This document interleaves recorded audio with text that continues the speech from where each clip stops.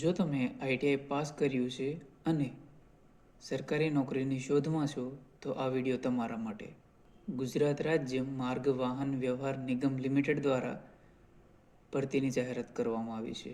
ITI કરેલા વિદ્યાર્થીઓ અરજી ફોર્મ ભરી શકશે. જો તમે પણ આઈટીઆઈ કરેલું છે અને જીએસઆરટીસીમાં કામ કરવા માંગો છો તો આ વિડીયો છેલ્લે સુધી જોજો.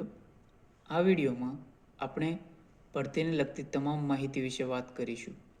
કોણ અરજી કરી શકે, કયા ટ્રેડવાળા વિદ્યાર્થીઓ અરજી કરી શકે, ઉંમર કેટલી રહેશે, પગાર ધોરણ કેટલું રહેશે, કયા કયા ડોક્યુમેન્ટ જોઈશે વગેરે જેવી વિગતો વિશે વાત કરીશું. પોસ્ટનું નામ છે હેલ્પર. કુલ જગ્યા છે 1658. ઉંમરની વાત કરીએ તો ઉંમર રહેશે 18 થી 35 વર્ષ. પગાર ધોરણની વાત કરીએ તો પગાર રહેશે 21,100, જે 5 વર્ષ સુધી ફિક્સ રહેશે. શૈક્ષણિક લાયકાતની વાત કરીએ તો જે મિનિમમ શૈક્ષણિક લાયકાત છે તેમાં આઈટીઆઈમાં અહીં આપેલા કોર્સમાંથી કોઈ એક વર્ષનો કોર્સ પાસ કરેલો હોવો જરૂરી છે. જેમાં mechanical motor vehicle, mechanical diesel, general mechanic, fitter, turner, electrician, sheet metal worker, automobile body repairer, welder cum fabricator, machinist, carpenter, painter general, automobile paint repairer વગેરે જેવા કોર્સ અહીં આપવામાં આવેલા છે, જેમાંથી એક વર્ષનો કોર્સ ઓછામાં ઓછો કરેલો હોવો જોઈએ.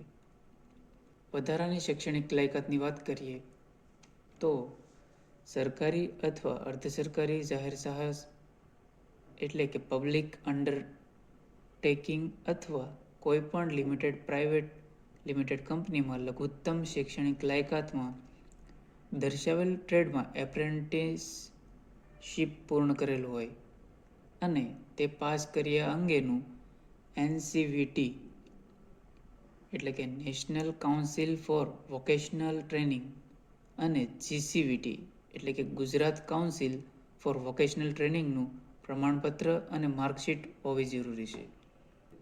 આગળ વાત કરીએ કે અરજી કરવા માટે કયા કયા ડોક્યુમેન્ટ જરૂરી રહેશે તો કે જરૂરી ડોક્યુમેન્ટમાં સૌથી પહેલાં તો છે ફોટો અને સહી. ત્યારબાદ ફોટો અને સહીમાં ઉમેદવારે પોતાનો જ ફોટો અને પોતાની જ સહી આપવાની રહેશે. ત્યારબાદ છે આધાર કાર્ડ, ઉમેદવારનો આધાર કાર્ડ. ત્યારબાદ જાતિનો દાખલો જો લાગુ પડતો હોય તો. ત્યારબાદ નોન ક્રિમિલિયર સર્ટી, જે ફક્ત ઓબીસી માટે જ છે, જે તારીખ 1/4/2022 થી 7/1/2025 દરમિયાન ઇસ્યુ થયેલ હોવું જોઈએ. ત્યારબાદ છે ઈડબ્લ્યુએસ સર્ટી, જે 10% અનામત વર્ગ માટે છે, જે તારીખ 20/12/2021 થી 7/1/2025 સુધી ઇસ્યુ થયેલું હોવું જોઈએ. વિડીયોમાં આગળ વાત કરીએ ચલણની.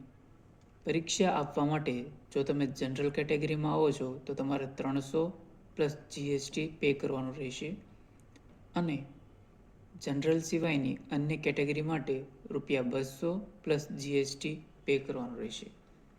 હવે તમારા મનમાં સવાલ થતો હશે કે આપણે આ માટે અરજી ક્યાંથી કરી શકીએ? તો કે એ માટેની વેબસાઇટ છે ઓજસ ગુજરાત અથવા તો જીએસઆરટીસીની ઓફિશિયલ વેબસાઇટ. આ જે આપણે વાત કરી તે ભરતીને લગતી જે અમુક હાઇલાઇટેડ ટોપિક હતા એના વિશે હતી. આ સિવાય વધારાની માહિતી માટે તમે ઓફિશિયલ નોટિફિકેશન વાંચી શકો છો અને વિગતવાર નોટિફિકેશન માટે તમે વિડીયોમાં આપેલ લિંક પર ક્લિક કરીને નોટિફિકેશન વાંચી શકો છો અને ફોર્મ ભરતા પહેલાં નોટિફિકેશન વાંચવી ખૂબ જ જરૂરી છે. આગળના વિડીયોમાં અરજી ફોર્મને લગતી સ્ટેપ બાય સ્ટેપ પ્રોસેસ વિશે આપણે વાત કરીશું. ફોર્મ ભરતી વખતે કઈ કઈ કાળજી રાખવી વગેરે જેવી બાબતોની ચર્ચા પણ કરીશું. તો આવા જ વિડીયો જોવા માટે આપણી ચેનલને સબસ્ક્રાઈબ કરી લો અને અમારી સાથે જોડાયેલા રહો. ધન્યવાદ.